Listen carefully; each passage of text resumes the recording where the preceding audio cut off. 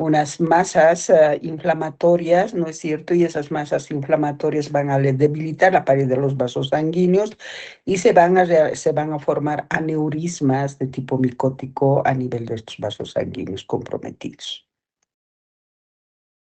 Ahora, ¿cuáles son las características clínicas de los trombos? También hemos explicado el día lunes, es que dependiendo si son trombos venosos, son trombos arteriales, para que podamos entender qué características o qué síntomas clínicos van a dar los trombos. ¿Mm? Todos los trombos causan lesión tisular. Si es local, la oclusión vascular de arterias y venas nos van a dar lesión tisular. Si es distal, es por un fragmento de un trombo formando émbolos, pues cuando se fragmenta. Acá decimos alteraciones distales, cuando un trombo se fragmenta, forma el émbolo y en forma distal va a dar una serie de problemas clínicos. Los trombos venosos generalmente son ocluyentes, ¿no es cierto? Y como son ocluyentes van a causar congestión, dolor, edema distal, ¿sí? El desprendimiento generalmente de los trombos van a dar embolias pulmonares, infartos y hemorragias. ¿Qué tipo de émbolos o trombos que se desprenden van a dar, por ejemplo, embolias pulmonares, las venas superficiales de los miembros inferiores que ocluyen los vasos sanguíneos, llevándonos a una varice, ¿no es cierto? A varices de las venas, especialmente de los miembros inferiores.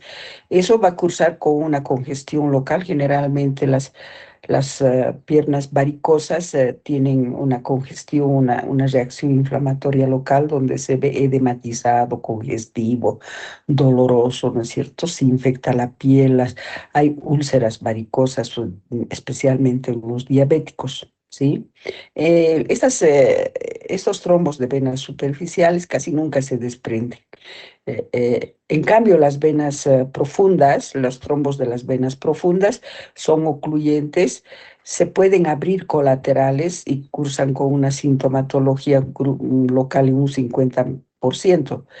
Pero si se desprenden estos trombos de las venas profundas de los miembros inferiores, entonces van a dar émbolos. Y esos émbolos generalmente son pulmonares que nos van a llevar a infarto pulmonar, hemorragias pulmonares.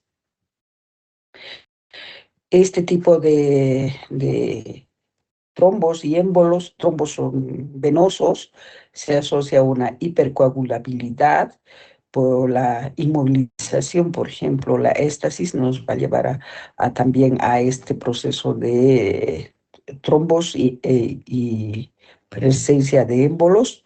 Los reposos prolongados en la cama también son un factor importantísimo para la presencia de los trombos de los miembros inferiores. La insuficiencia cardíaca también, donde está alterada el retorno venoso. ¿Cuáles son las lesiones vasculares? En las lesiones vasculares hay un aumento de la síntesis, ¿no es cierto?, a nivel del hígado de los factores de coagulación y menor producción del factor plaquetario tisular. Durante la gestación, donde el retorno venoso también está obstruida o está interrumpida, entonces ahí también vamos a ver de que se van a formar los trombos venosos. Ahora, las células tumorales liberan factores de coagulación como el factor tisular plaquetario, el factor 8, que son sustancias procoagulantes. La mucina también contribuye a la formación de trombos y, por supuesto, cuando los trombos se desprenden, se convierten en émbolos y esos émbolos nos pueden dar infartos pulmonares, ¿no es cierto? Generalmente estamos hablando de las venas de los miembros inferiores que pueden embolizarse, especialmente las venas profundas de los miembros inferiores, no las venas superficiales de los miembros inferiores. En el cáncer diseminado, por ejemplo, se da la tromboflebitis migratoria o síndrome de Krause, que también está relacionada con la formación de trombos y émbolos. Ahora, esto es de los trombos venosos, ¿no es cierto? Y cuando hablamos de trombos venosos, estamos hablando generalmente de los trombos de los vasos sanguíneos de los miembros inferiores que sufren varices, se dilatan las venas de los miembros inferiores. Ahora vamos a ver a los trombos arteriales o cardíacos. Quiere decir que se forma esta masa coagulada de sangre adherida a la pared de los vasos sanguíneos en las arterias y en las cavidades pulmonares. Este tipo de trombos van a dar origen a los émbolos, o sea, se fragmentan y dan origen a los émbolos que van a llegar a ocluir los vasos pequeños como las arterias coronarias, las arterias cerebrales. Pueden también producir infartos. Estos infartos pueden ser mortales.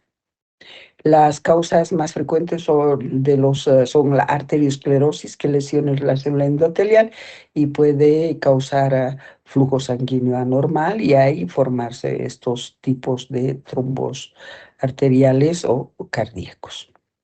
El infarto cardíaco también puede ser una alteración de las contracciones de miocardio, o sea, cuando hay una fibrilación auricular, ahí generalmente es una causa para que se puedan formar, para que se pueda llegar a un infarto de miocardio. Las lesiones del endocardio, ¿no es cierto? Donde va a haber las lesiones del endocardio son las que nos van a llevar a la formación de los trombos murales o cardíacos. Escuchen bien, las lesiones del endocardio nos llevan a la formación de trombos murales o cardíacos.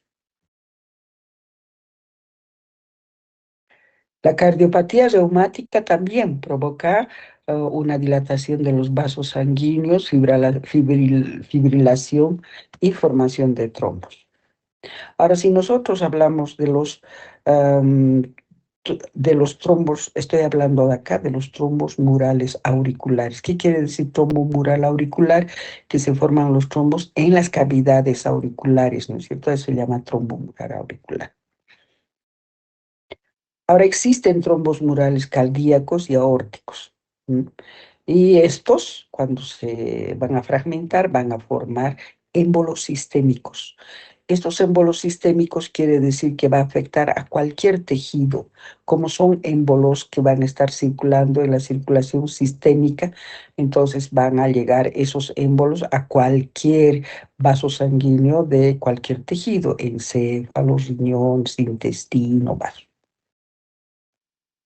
Bien, esa es la evolución de los trombos arteriales y venos. Vamos a ver exclusivamente lo que es el émbolo. ¿Qué es el émbolo?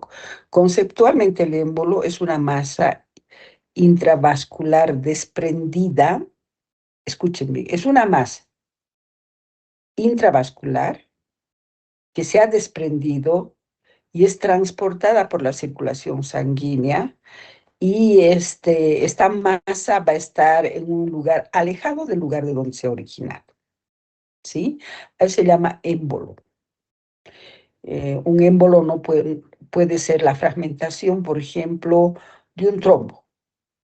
Esta fragmentación del trombo tiene que viajar junto con la circulación sanguínea y tiene que llegar a un lugar alejado del lugar de donde se ha desprendido. Por ejemplo, si es un desprendimiento de un trombo de una vena profunda, varicosa de miembro inferior, entonces ese fragmento de ese trombo va a viajar junto con la circulación sanguínea y se puede encontrar, por ejemplo, a nivel pulmonar. Entonces, a eso decimos que se llama un émbolo, ¿sí? Se encuentra lejos del lugar que se ha originado.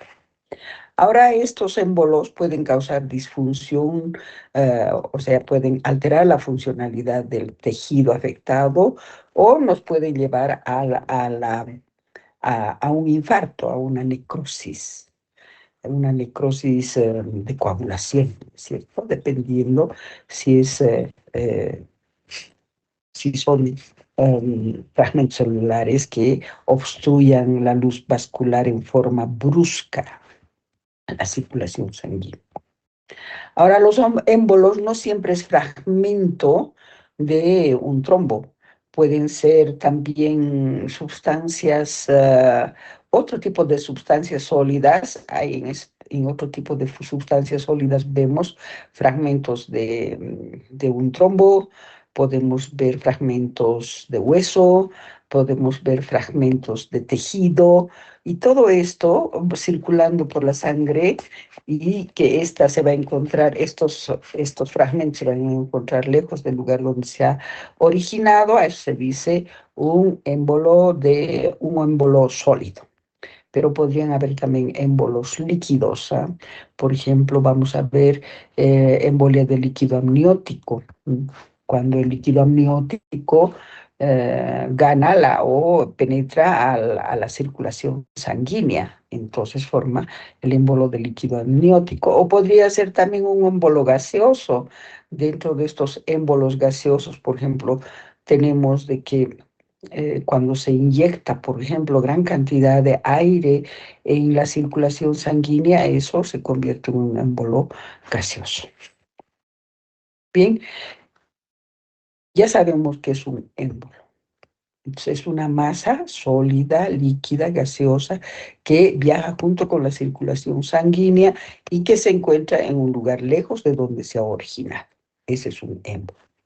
Vamos a ver los émbolos pulmonares o tromboembolia pulmonar, se llama. Hace rato les decía de que las venas varicosas profundas, trombosadas, son las que se van a fragmentar y esos fragmentos se convierten en émbolos que van a llegar a los pulmones. Entonces, de ahí vamos a ver cómo se forman los émbolos pulmonares. Eso se llama tromboembolia pulmonar. Es importantísimo en Estados Unidos esta patología porque causa más de 100.000 muertos cada año en Estados Unidos.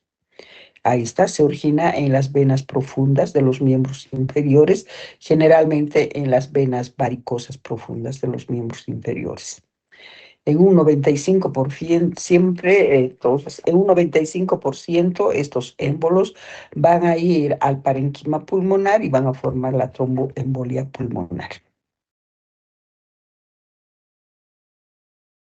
Mecanismo de la tromboembolia pulmonar. Y hemos dicho que se producen a partir de la fragmentación de los trombos de las venas varicosas profundas de los miembros inferiores. Entonces, estos se fragmentan y viajan junto con la circulación sanguínea, ¿no es cierto? Son transportados a venas mayores hasta las cavidades derechas del corazón, pasan a la arteria pulmonar y de aquí van a ir a alojarse, qué sé yo, primero podría ir a alojarse en la bifurcación de la arteria pulmonar. Cuando se aloja ahí, entonces va a formar un émbolo en forma de silla de montar, porque se encuentra en la bifurcación de la arteria pulmonar principal. Si pasa la bifurcación de la arteria pulmonar principal, puede llegar a las ramificaciones de las arterias de menor tamaño, las arterias pulmonares. Entonces, ahí vamos a ver la tromboembolia pulmonar. Ahora es frecuente que se produzcan múltiples émbolos como una siembra. Pequeños émbolos se pueden producir y esos se siembran como émbolos pequeñitos en el parénquima pulmonar.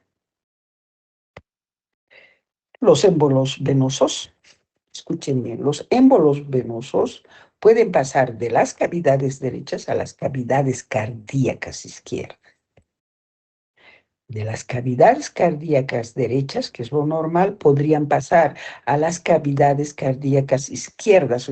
Generalmente hay algunas comunicaciones interauriculares que se ven, que se llaman los ductos interauriculares. Entonces, ahí podrían pasar de una circulación derecha a la circulación izquierda. En este caso, se convierten en émbolos arteriales sistémicos, o sea, los venosos, cuando pasan a las cavidades izquierdas, se convierten en émbolos arteriales sistémicos. A este tipo de émbolos se llaman émbolos paradójicos o embolia paradójica. ¿Cuáles son las consecuencias funcionales cuando estamos hablando de los émbolos pulmonares? Son fragmentos pequeñitos, émbolos pequeñitos en un 60-80% estos émbolos pequeños no causan sintomatología. Pero con el tiempo estos émbolos forman tejido fibroconectivo y se hacen parte del tejido, del parte de la pared vascular, ¿no? Eso hemos visto de que se puede convertir, se puede organizar como los trombos. ¿No?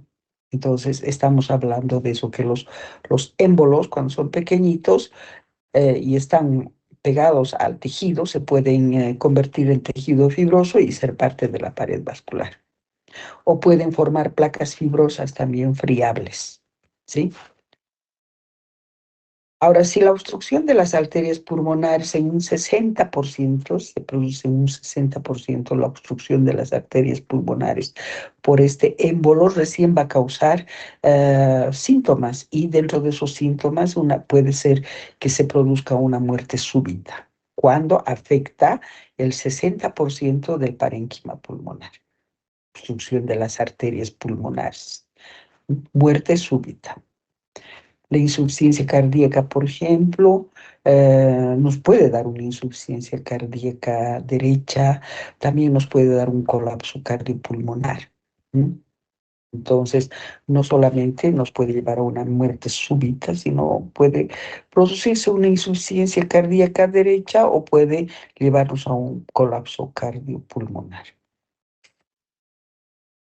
Ahora, si se obstruyen las arterias pulmonares de tamaño mediano, se rompen los vasos sanguíneos y van a causar hemorragia pulmonar, porque si se obstruye las arterias pulmonares de mediano tamaño, dice, pueden causar hemorragias pulmonares. ¿Por qué? Porque la arteria pulmonar es de doble circulación. Entonces, la arteria que no está obstruida, como la arteria braquial, irriga al área afectada cuando se producen estas hemorragias pulmonares. Pero si la arteria bronquial también está comprometida, o sea, si las dos circulaciones sanguíneas están comprometidas, como ocurre en una insuficiencia cardíaca izquierda, puede causar la muerte, puede causar un infarto pulmonar, perdón, puede causar un infarto pulmonar.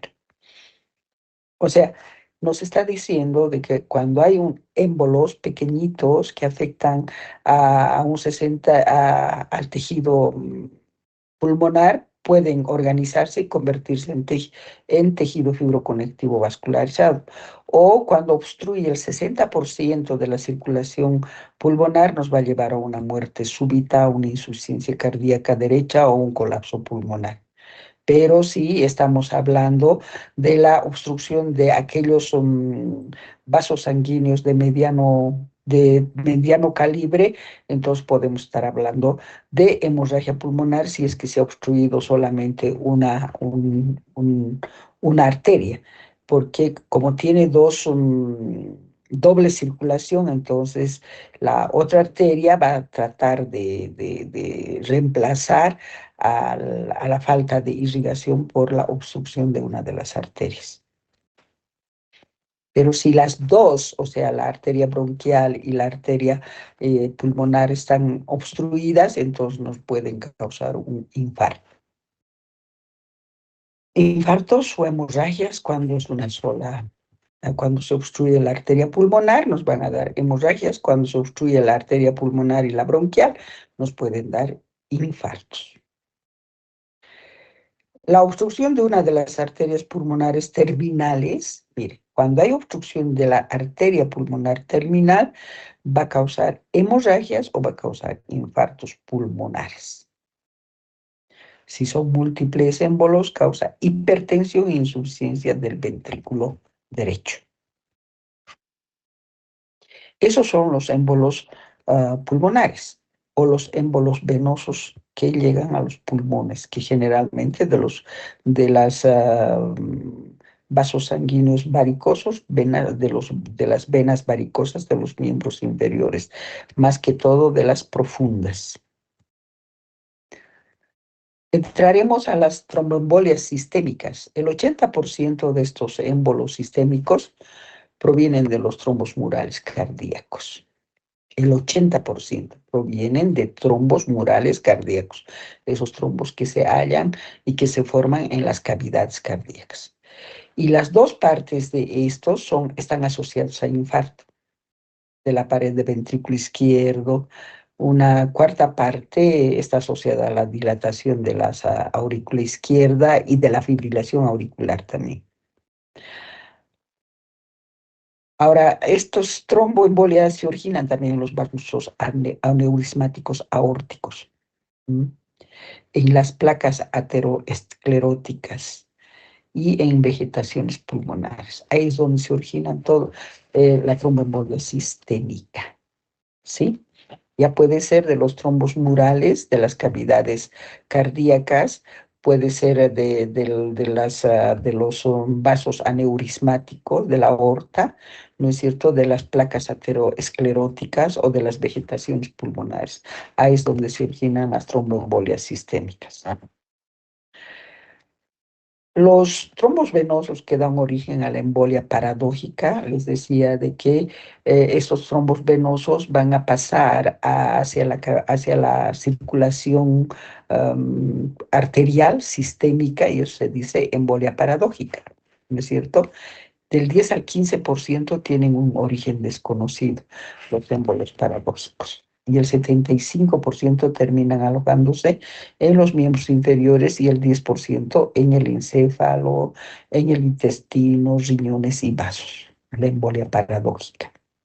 Miren cómo el 75% de estas embolias paradójicas se alojan en los miembros inferiores, el 10% en el encéfalo, intestino, riñones, vasos. Ahí van a ir a parar estas embolias paradójicas. Consecuencias clínicas. ¿Qué consecuencias clínicas tiene la tromboembolia sistémica? Ahora, las consecuencias clínicas dependen de la vulnerabilidad del tejido afectado a la isquemia. Hay algunos tejidos que eh, responden muy bien a la isquemia, ¿no es cierto? Y hay algunos otros tejidos que no responden adecuadamente a la isquemia. Entonces, depende de la vulnerabilidad del tejido afectado a la isquemia. También depende del calibre de los vasos ocluidos. Si es un vaso pequeñito que está ocluido, entonces el tejido lesionado no va a ser extenso tampoco, ¿no es cierto? Pero si es un vaso de mayor calibre, entonces el tejido afectado va a ser mucho más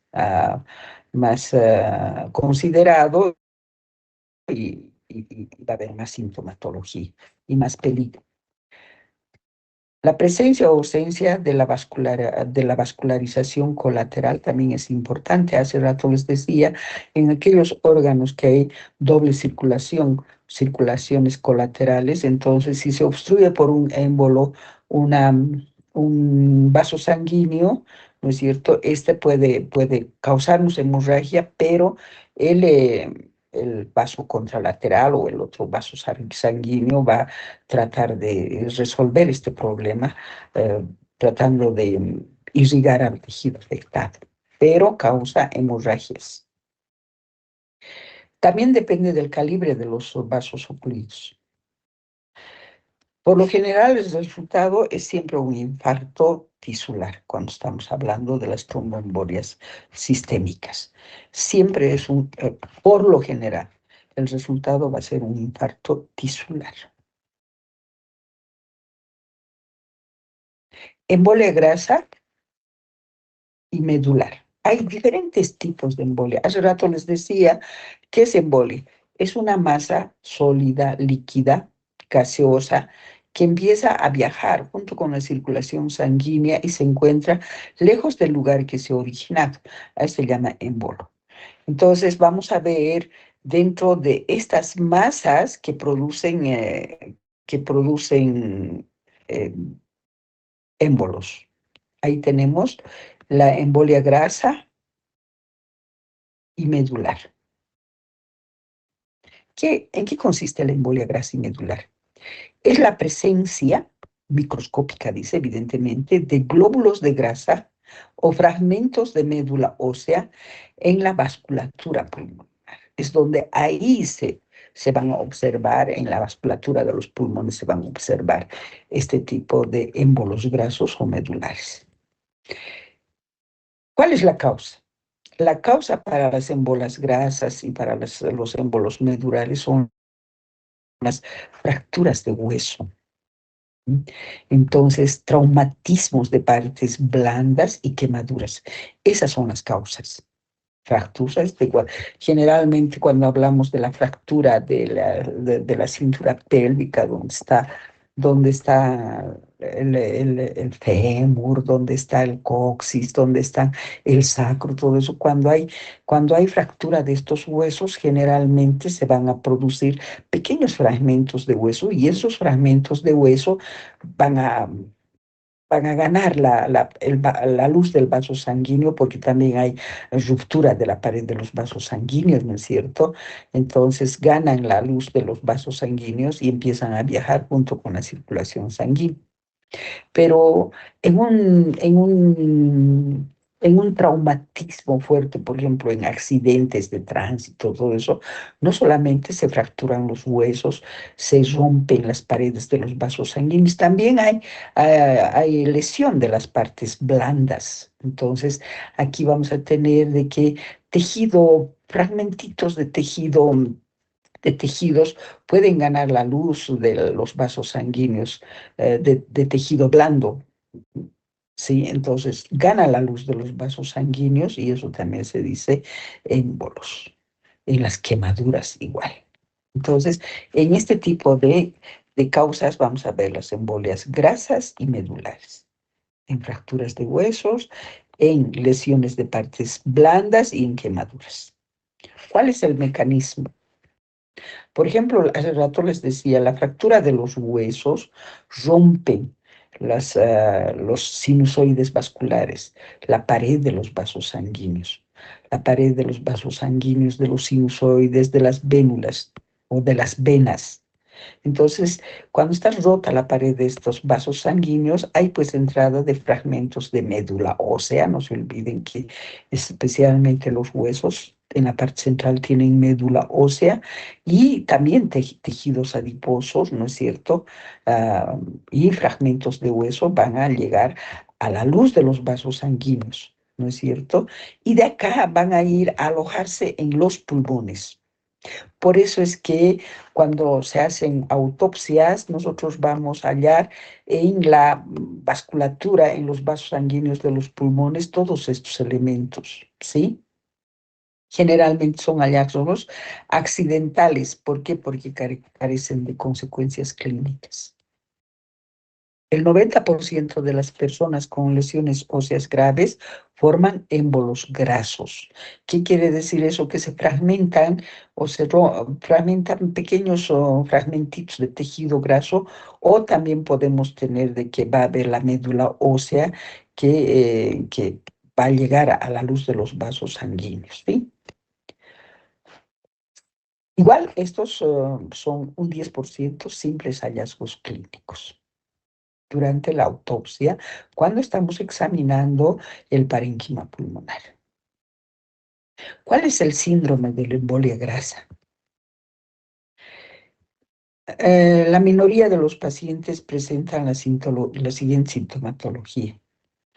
Hay una insuficiencia pulmonar, pueden haber sintomatología neurológica, pueden cursar con anemia y tener trombocitopenia. ¿Sí? Entonces, esa es la sintomatología con la que van a cursar aquellos pacientes que hacen émbolos grasos o medulares. Es mortal esta patología en un 5 al 15%. Se ha visto de que a los 3 días de la lesión traumática aparece en forma brusca taquipnea, disnea y taquicardia, irritabilidad, inquietud, que progresa a un síndrome confusional que puede llegar hasta coma y muerte. Esa es la sintomatología. Entonces, solamente es mortal del 5 al 15% y una vez que se ha producido, por ejemplo, una, un accidente automovilístico, si en 3 días se presenta taquipnea, disnea, taquicardia, irritabilidad, inquietud. Entonces, tenemos que hacer que descartar la probabilidad de un embolograso que ha llegado a los pulmones.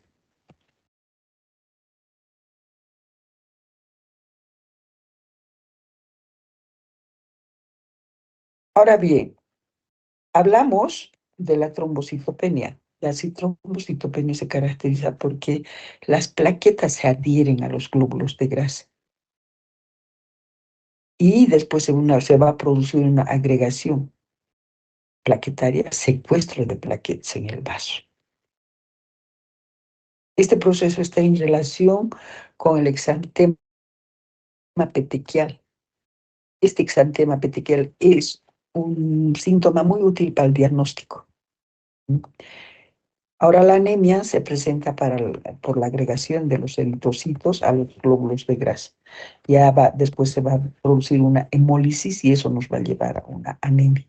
Eso es importante, la presencia de la trombocitopenia, porque hay una adhesión de las plaquetas a los glóbulos de grasa. Eso nos va a llevar a una trombocitopenia. Va a haber agregación o secuestro de plaquetas también a nivel de los vasos. El exantema petequial es importantísimo para realizar el diagnóstico.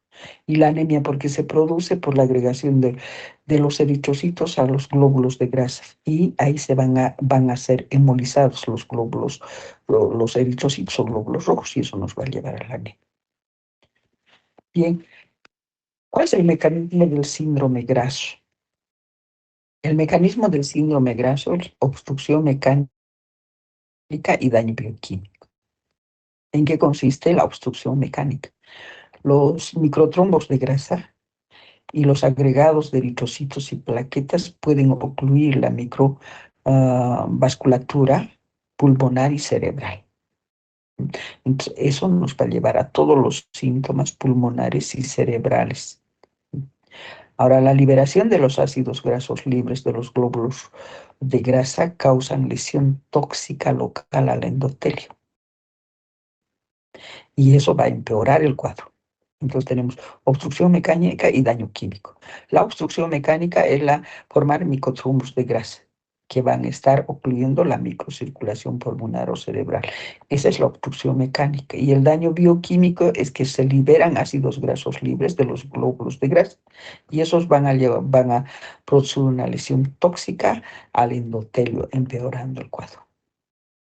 Se activan las plaquetas, se produce el reclutamiento leucocitario que libera radicales libres, proteasas y provocan más daño vascular. Ahora bien, nosotros decimos que el émbolo graso generalmente se hace el diagnóstico uh, haciendo un estudio microscópico del tejido pulmonar. ¿Cómo se hace la preparación de este tejido pulmonar? Para la preparación de los tejidos y posterior estudio en el microscopio generalmente pulmonar, tejido pulmonar, se hacen cortes de congelación y hay que teñirlos con Sudan 4, que son los que Sudan 4, Sudan 3, que son tinciones para teñir grasa. Entonces, de esa manera vamos a hacer nosotros el estudio, vamos a observar por el microscopio óptico y vamos a tener todos los componentes del tejido adiposo y los adipocitos y los restos de los adipocitos en la circulación de los vasos sanguíneos pulmonares y ahí van a estar presentes el tejido adiposo.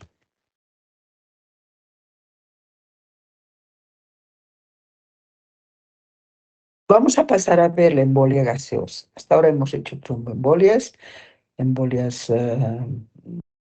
de grasa, y ahora pasaremos a ver las embolias gaseosas. ¿Qué es una embolia gaseosa? Es la presencia de masas espumosas de gas o aire dentro de los vasos sanguíneos. Estas masas espumosas de gas y aire obstruyen el flujo sanguíneo porque están dentro de los vasos sanguíneos. Como es una obstrucción del flujo sanguíneo, van a causar lesión isquémica, ¿no es cierto?, pero distal. ¿Cuáles son las características? Entonces ya sabemos que la embolia glasa es la presencia de masas espumosas de gas o aire dentro de los vasos sanguíneos, que van a ir a obstruir el flujo sanguíneo causando lesiones isquémicas distales. Características. Para producir efectos clínicos en la circulación pulmonar es necesario un volumen mayor a 100 ml de aire especialmente que estén dentro de los vasos sanguíneos.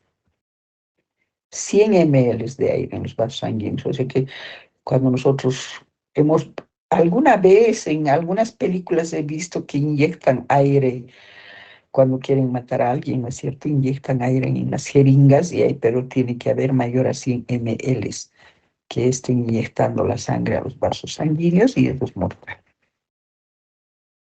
Las causas pueden ser, no solamente puede ser inyección de aire a los vasos sanguíneos, también se pueden producir por intervenciones obstétricas, ¿no es cierto?, en laparoscopías, en lesiones óseas de la pared torácica. Entonces, todo esto van a lesionar la pared de los vasos sanguíneos y el aire va a penetrar en en los vasos sanguíneos y van a empezar a viajar junto con la sangre.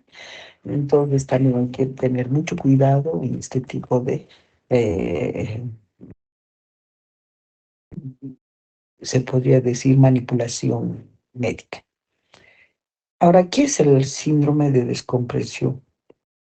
El síndrome de descompresión se produce cuando una persona ha experimentado un descenso brusco de la presión atmosférica eh, en los buceadores. Los buceadores, por ejemplo, penetran a profundidades extremas en el agua y realiza un descenso brusco se produce un descenso brusco de la presión atmosférica.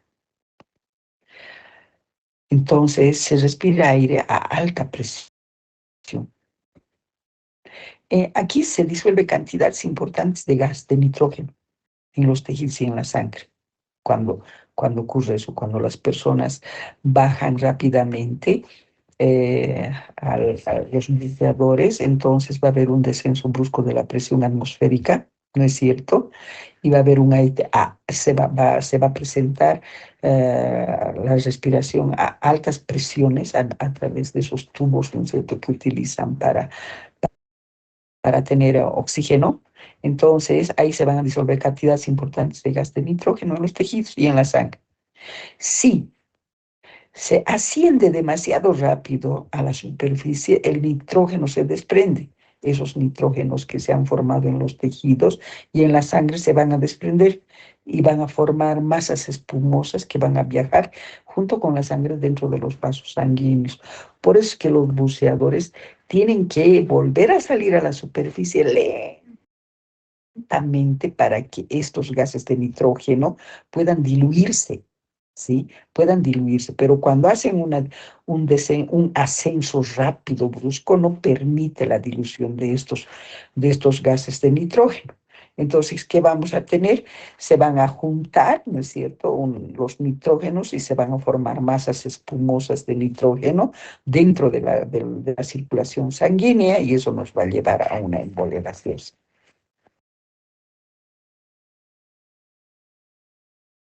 Este tipo de patologías este tipo de, sí, patologías nos va a llevar a una enfermedad por descompresión. ¿Qué quiere decir?